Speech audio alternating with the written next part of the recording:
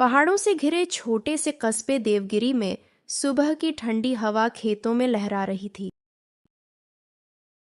भूखा और हताश कृष्णा पीपल के पुराने पेड़ के नीचे बैठ गया।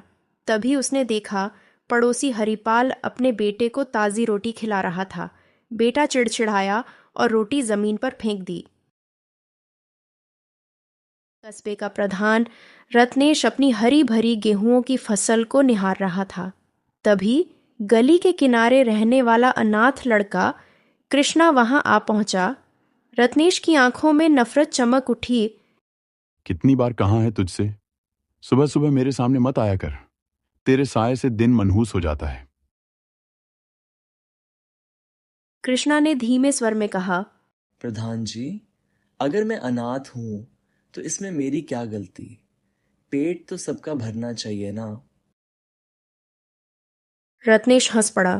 तेरे आने के बाद ही तेरे माँ बाप की किस्मत पलट गई। पहले घर खुशहाल था, फिर बदहाली में डूब गया। तुझे तो पैदा ही नहीं होना चाहिए था। कृष्णा की आंखें भर आईं, लेकिन उसने हिम्मत जुटाई। रत्नेश ने ताना मारते हुए कहा, काम नहीं है मेरे पास, लेकिन सलाह है, ये गांव छोड़ दे। यहां तेरे लिए सिर्फ भूख है। भूखा और हताश कृष्णा पीपल के पुराने पेड़ के नीचे बैठ गया। तभी उसने देखा पड़ोसी हरिपाल अपने बेटे को ताजी रोटी खिला रहा था। बेटा चिड़चिड़ाया और रोटी जमीन पर फेंक दी। कृष्णा दौड़कर आया। भैया, ये रोटी बर्बाद क्यों कर रहे हो? अनाज का सम्मान करो। हरिपाल भड़क उठा। अरे, तेरी औकात है मुझे सिखाने की? निकल यहां से।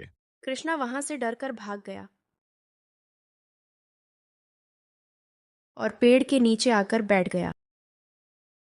भूख अब जान लेने पर तुल्ली थी। उसकी नजर बार बार झाड़ियों में पड़ी उस गिरी हुई रोटी पर जा रही थी।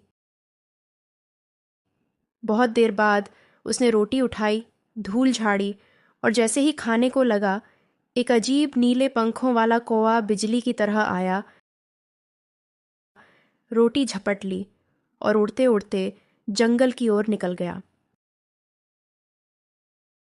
कृष्णा चीखा, अरे मेरी रोटी लौटा दे। वो पागलों की तरह कौए के पीछे जंगल में दौड़ पड़ा।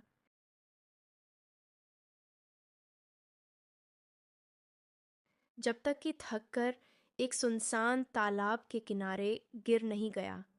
तभी वही कौवा लौट आया, रोटी चोंच में दबाए हुए। उसने रोटी कृष्णा के पास रख दी और मानव आवाज में बोला, तुम सच में भूख को समझते हो? कृष्णा सन्न रह गया। तो बोल कैसे रहा है?